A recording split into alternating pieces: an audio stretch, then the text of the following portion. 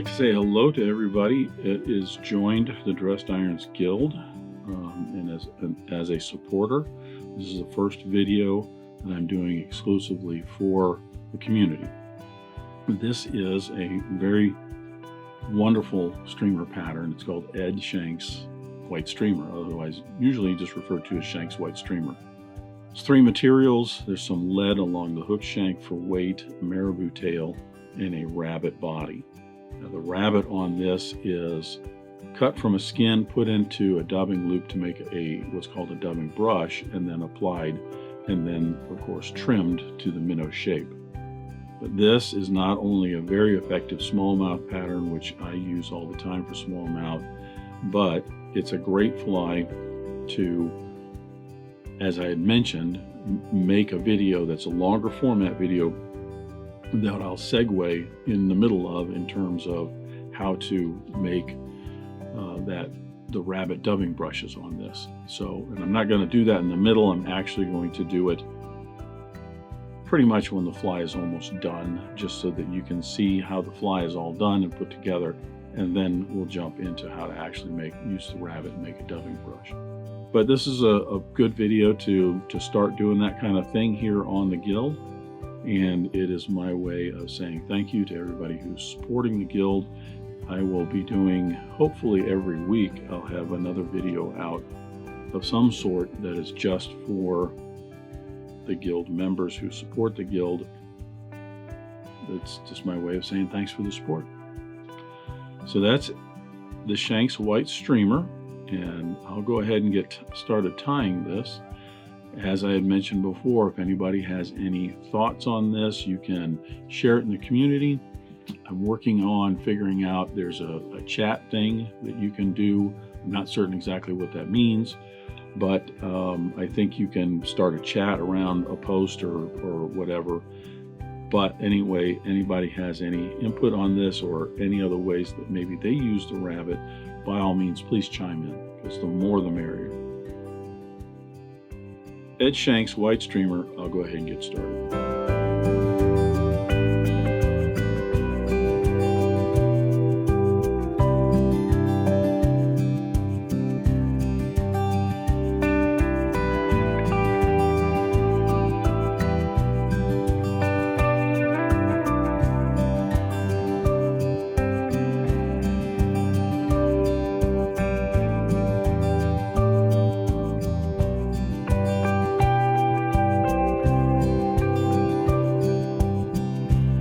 Start the Shenk's White Streamer by placing my hook in the vise. This is a Daiichi 1720 in a size 4. It's basically a long streamer hook. This is a 3x long streamer hook, but you can use one a little bit longer if you want. Longer body just gives it basically a nice long minnow profile. Now I'm going to add some lead weight to this. I'm using some .020 lead wire. You could use something a little heavier if you want, or even something a little bit lighter.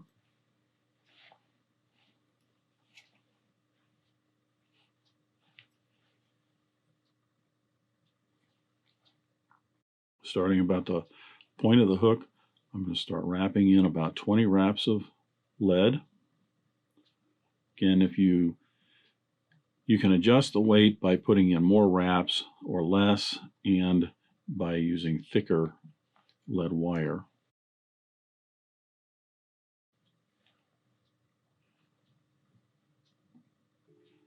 I'm going to move this to about an eye length behind the eye of the hook.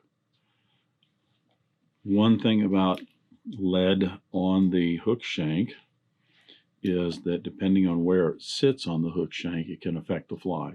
You have it right up towards the front here, and it's particularly heavy, it's going to cause the fly to have a little bit more of a kind of a jigging action. If you have it back here, then all the way back here, and sometimes even down the bend, it's going to cause it to swim through the water with the tail down a little bit more. Whereas if you have it right in the middle, right here, it tends to have it ride a little bit more horizontal in the water. We're going to go just a little bit forward. For thread, I'm using a UTC 140 in white. I'm going to start my thread just right behind the eye of the hook. And when I get up to those lead wraps, I don't want to keep wrapping on the hook shank, as I will push all those lead wraps down the hook shank. I'm just going to reach up behind the wraps, or even go over them gently. You'll notice that it did push it back just a little bit till I get behind the lead wraps. I'm going to push that forward again. So I get behind the thread wraps, I can go ahead and put in a number of wraps to make a little bit of a thread dam.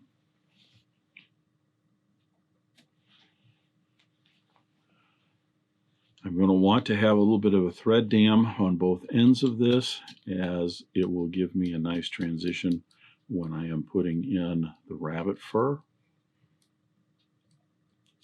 And I also want to put some wraps across those lead wraps, just to keep that from twisting and spinning on the hook shank.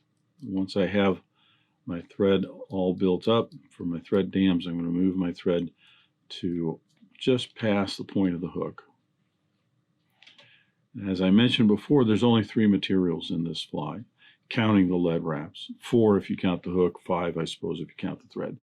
But there is a white tail on it, and then the rest of the body is done with white rabbit fur.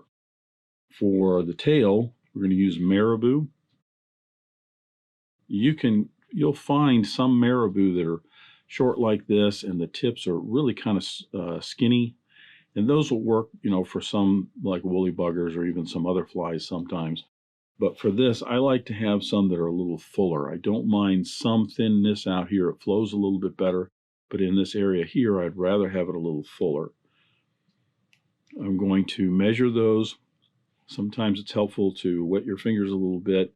Then you can wet that hair down to collect it while you're tying it in. I'm going to measure those so that the tail is about a hook length in total hook length. And hook length is from the front of the eye of the hook to the back of the bend.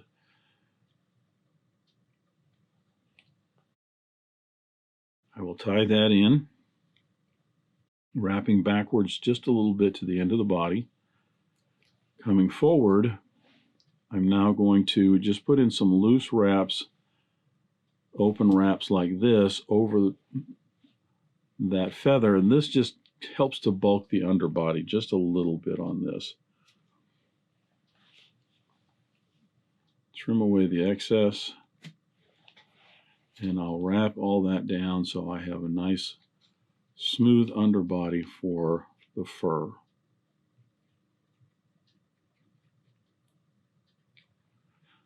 So the rest of this is basically applied with a rabbit fur. I'm using a nice bright white rabbit fur and a dubbing loop. Now the thing is I'm not going to show you in this particular segment of the video how to do the dubbing loop for the rabbit. But what I'll do is at the end, when I'm done with this, before I finish the video, I'm going to segue into a different angled shot so that you can see, and I'll show you two different ways. I'm going to show you how to make the dubbing loop and then talk about a third also. So right now, I'm just going to go ahead and start making the dubbing loops, and in a minute, I will talk about applying the actual dubbing loop. So my loop is only about 3 to 4 inches now. I don't need it that long. I'm going to put my dubbing loop tool in here, and I'm going to use my, excuse me, I thought I had this out. This is dubbing wax. This is made by Wapsi. It's just a premium dubbing wax, they call it. It's not super sticky. They do have a super sticky one.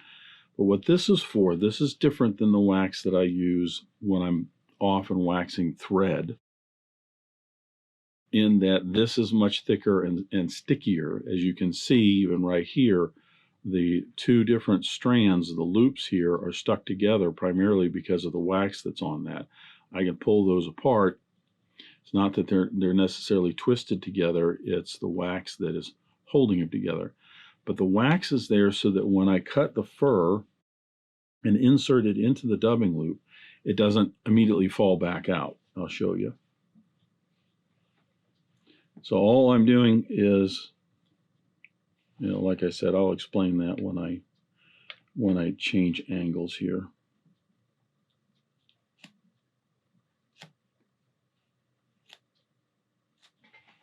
So I've cut off a chunk of hair from the hide, and I'm going to place it inside the dubbing loop like this, and then close that dubbing loop on it. And you'll notice that when it's closed, it just stays right there. That's mostly because of the wax. I'm going to position this a little bit here, and I know I am giving you some measure of narration of me making this loop, but that way at least you're seeing a little bit of it right now. I'm going to spread that hair out just a little bit. Also notice that I have the hair off to one side. I have the longer fibers on one side and the short fibers on the other. I'm going to close the loop, and you'll notice that it doesn't slide around or anything, and that's because of the dubbing wax.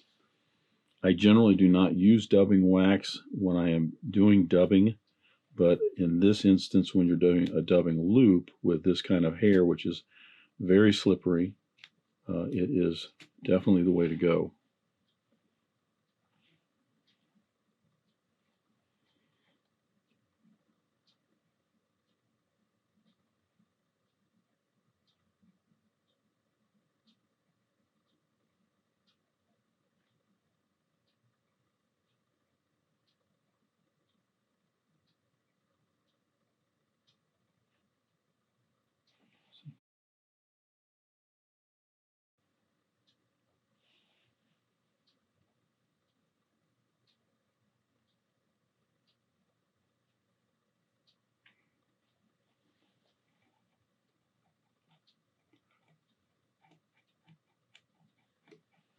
Once I get this twisted up, I'll stroke it and get any loose hairs that fall out of it. You'll always have some, especially with rabbit. Now I'm ready to apply this. All I'm going to do is bring this around, and when the hair starts to actually apply to the hook like this, I will, each time I come around here, I will stroke the hair backwards. This is so that I don't end up trapping a lot of hair against the hook shank, and it ends up not being used in the body. So often you'll stroke that back, making certain you're not getting any trap down along the hook shank. I am wrapping these in pretty tight right up in front of the previous wrap, because I want that underbody to be pretty well packed. So as you can see, one dubbing loop does not get you all that far. I'll unwrap my thread. Now I'll tie in the tag of that dubbing loop.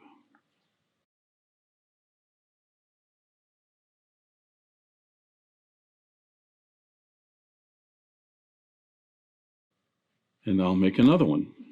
Two things to consider when you're working with this rabbit if you're going to do this, because you're going to get wisps of hair all over the place.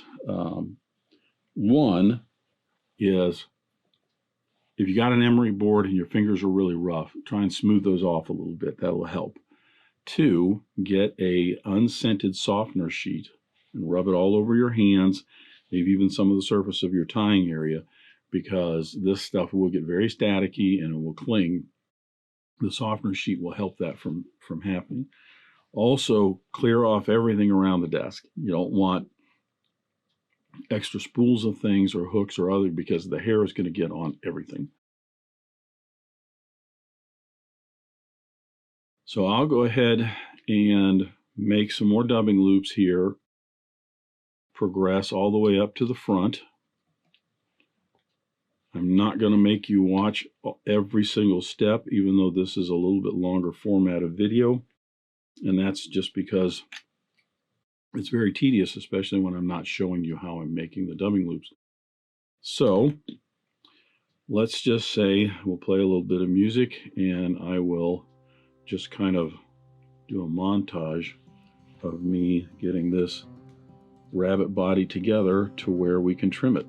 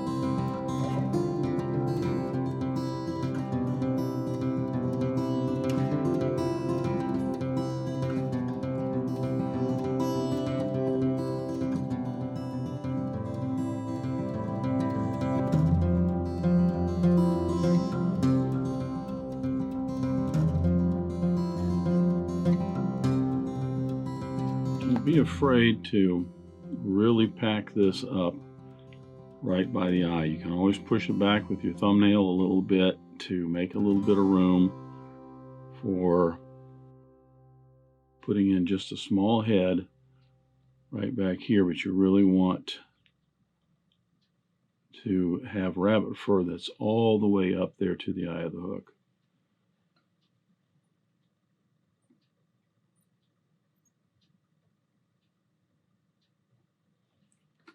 Little 5-turn lip finish, and we are done with the thread.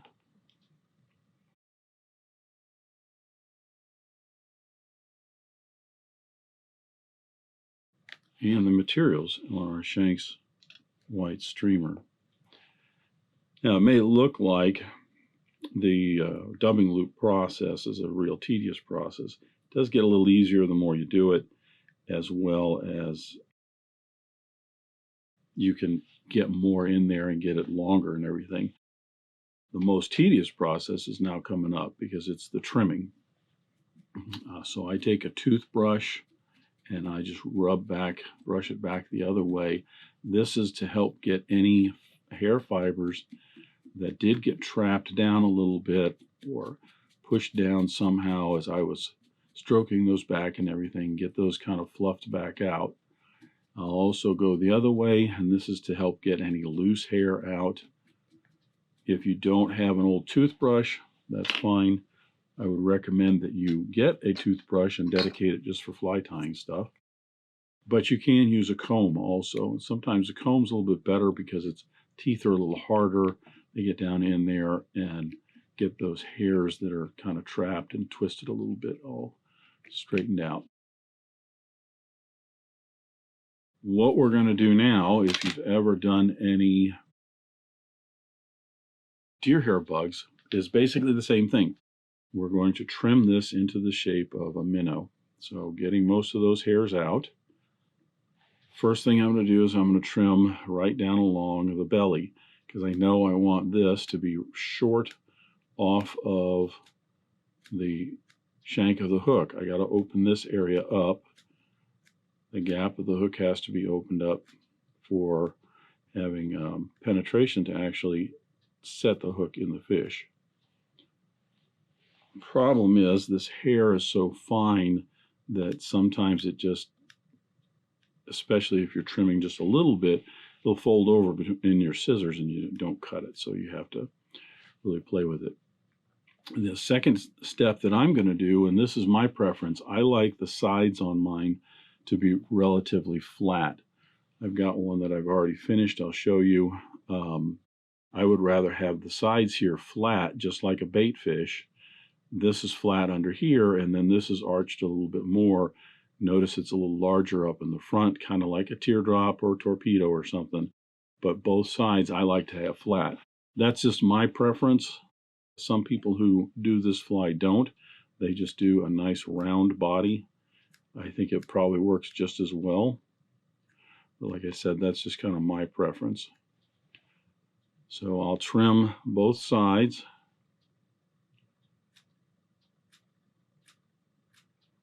I get those fairly flat. Then I'm going to trim the top part, or start to. And I know I'm going to want to trim this all back, and I'm going to come in at a little bit of an angle towards the tail. So if you've ever done any, like I said, deer hair bass bugs or anything, then you know you want to just take a little at a time and just keep working it.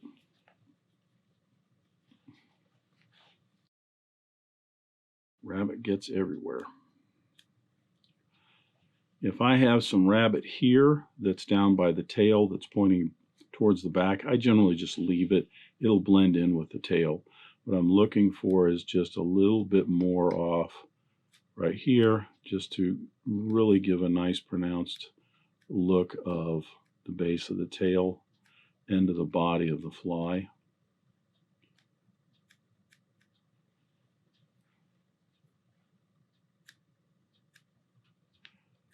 You're also going to want to just a little bit up around the eye of the hook, want to trim that just to taper it up a little by the head. And as I said, this is the actual tedious process. For two reasons. One, it takes a little bit to trim the rabbit. And like I said, you want to take just a little bit at a time. The more you do it, the better you get, and the quicker you can be at some of this. You get this short, sometimes the rabbit just doesn't cut. Like I said, it kind of just folds over in your scissors. The other reason why this is tedious is that the more you brush this like this, the more you get more hairs sticking out, like these right here that never got trimmed. So you could actually, once you get the body shape that you like, you could still sit here and get little hairs out here and there that you feel like you got to get to complete the fly. At some point, you just say, that's enough. Remember, as this is swimming through the water, most of this is all going to kind of flow and be pushed backwards a little bit, as well as the tail. A body shape like this, I think, is good enough.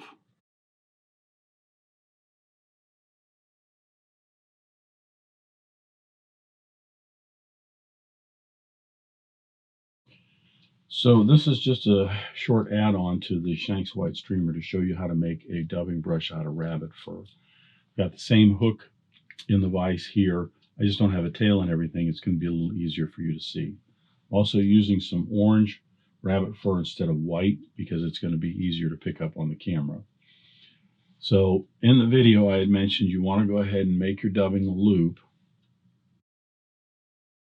So we'll make that dubbing loop and lock that in, advance our thread down the hook shank, take my dubbing tool, place it inside the dubbing loop, and then I'm going to put some wax on it. And the wax is to keep the fur, the rabbit fur, from slipping out. Even with this closed, you can see there's just a little bit of gap. You can't get away from it because of the wire that's on the end of this. And if that hair turns this way, gravity can just slip it right out. So we put a little bit of wax. This is a dubbing wax. It's not a tying wax like you see me use on some of the flies. As you can see, it's tacky enough. It even can hold those thread wraps together just like that. So that's to help keep the fur from falling out. Once you have that set up, you're just going to set it here. You want the loop to stay open so it's ready. Now there's 3 different ways, and one is kind of a hybrid of these 2 different ways I'm going to show you to get the rabbit hair into the dubbing loop to then twist it into a brush. But first is just grab you a clump of hair right off the hide like this. You're going to cut it right down low to the hide, and don't take out too much. You want to just take out what you're comfortable with. You'll notice that when I cut this, I have the butt ends right here that were by the hide that are nice and thick to the tapered ends right here of the underfur and the guard hairs. You want to place that inside the dubbing loop. So you open that loop up and you place that inside the dubbing loop and close the loop around the bottom ends of the hair like this. Now you can move some of the hair inside that loop a little bit and spread it out.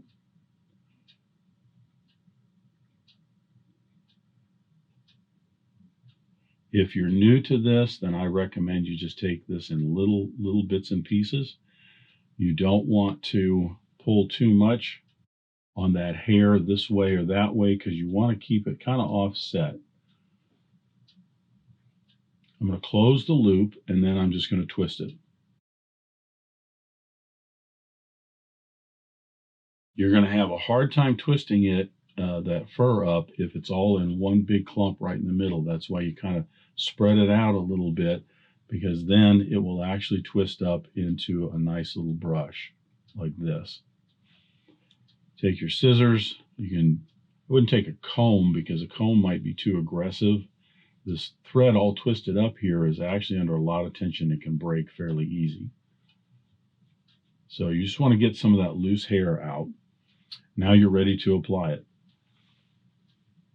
Applying it, just like in the video, is just to bring it around the hook shank.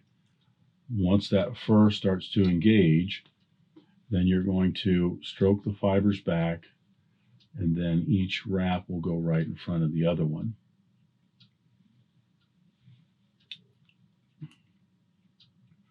So I won't bore you with the whole time of putting this in because you've seen some of it in the video, but that's how you apply the dubbing brush.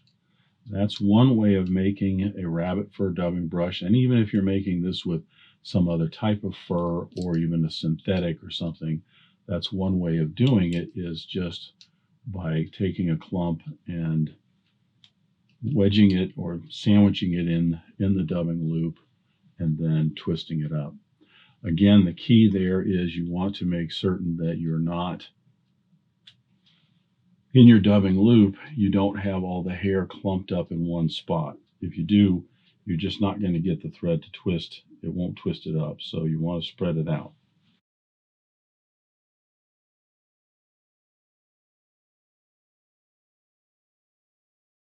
Now I'm going to show you another technique that some people use.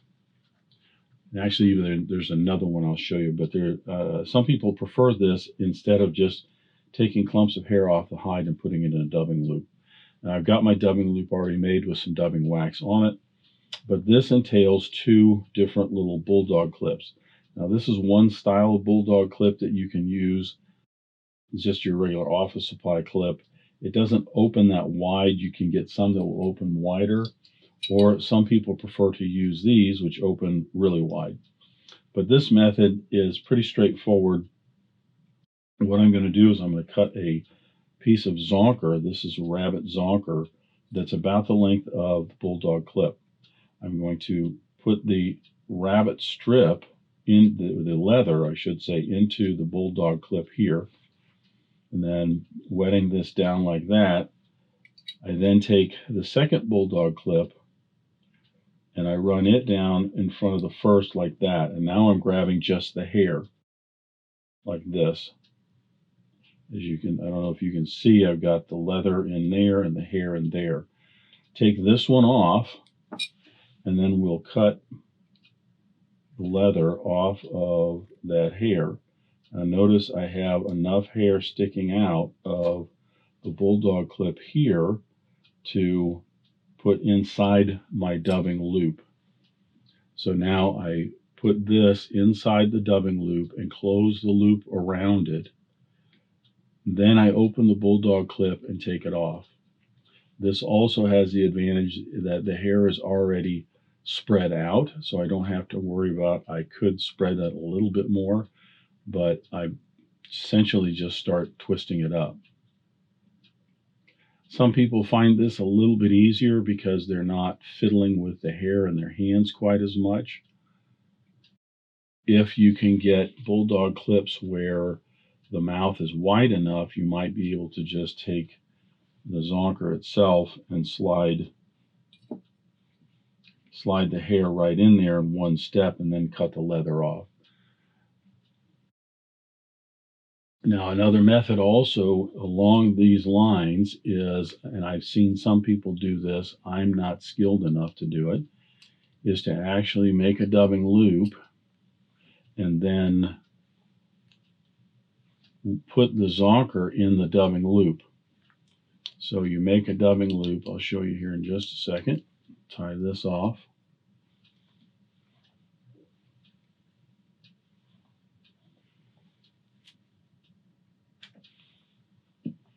So you make your dubbing loop here, and you take the zonker strip and you put it right inside the dubbing loop and close the loop around it, and then cut the hide off while it's in the dubbing loop.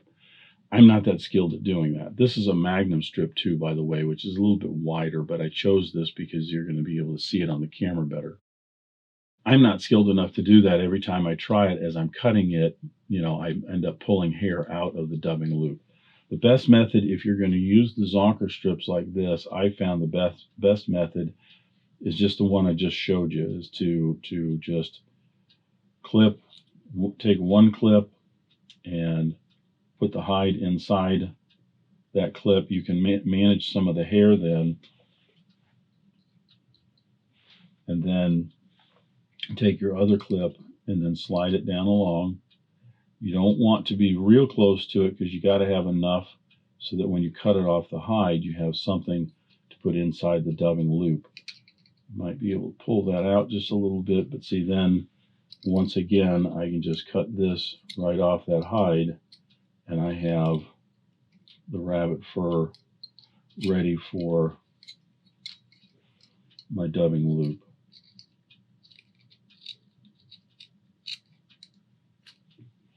So then that's ready to go right in it. And you can even open that clip up a little bit, pull some of this out.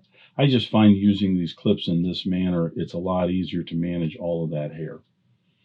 But that's it. Now the other option, I did say that there is kind of a third hybrid option, and that some people will do is they'll take their rabbit skin and they'll take some hair, a line of hair up off the skin here.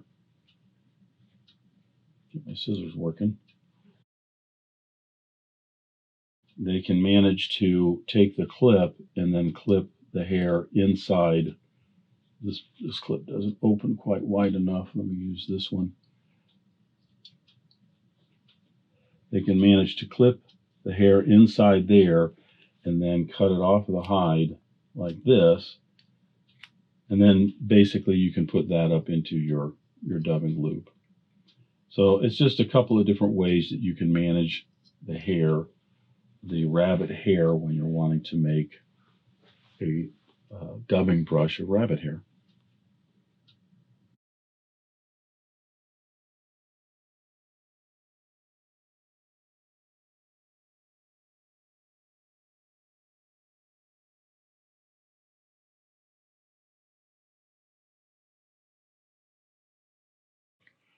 So now you know a couple of different ways for making the rabbit dubbing brush for the Shenk's white streamer.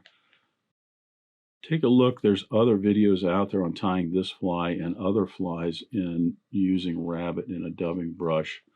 and you might find another technique that works a little bit better for you. All I can say is just practice. The first are going to be messy. You're going to get rabbit hair all over the place, and maybe you don't like it. You could do some wool or some other material. And as you can see, you can still be just trimming away a little hair here and a little hair there. You just got to say, it's done. This is a great trout fly, even better smallmouth fly, especially in the fall months, late August, September into October, when the smallmouth are getting on the streamer bite. It just works really, really well. So that's the Shenk's white streamer. I want to say thank you to everybody in the guild that is supporting the guild, and you're going to have more content that is exclusive to the guild. Hopefully every week is what I'm planning on doing, and getting some interesting flies like this, and then adding in some information, in this case, on making dubbing brushes with the rabbit. And that's my way of saying thanks for supporting the guild, and I hope everybody is enjoying a little communication with other people, and I welcome any feedback. That's the Shenk's white streamer, and I hope you enjoyed that. Thanks for joining me at Device today. I hope you learned at least a new pattern, if not a new technique, maybe a tip or trick here and there. If you have any questions about this fly or any of the techniques used in constructing this pattern, please leave them in the comments section down below. If you go to the trouble to ask a question, I'll go to the trouble to answer it. If you'd like to help Dressed Irons, please share this video with your friends and anybody you think that might enjoy this pattern. Until next time, remember, it's fly tying. If you're not having fun, then you're doing it wrong.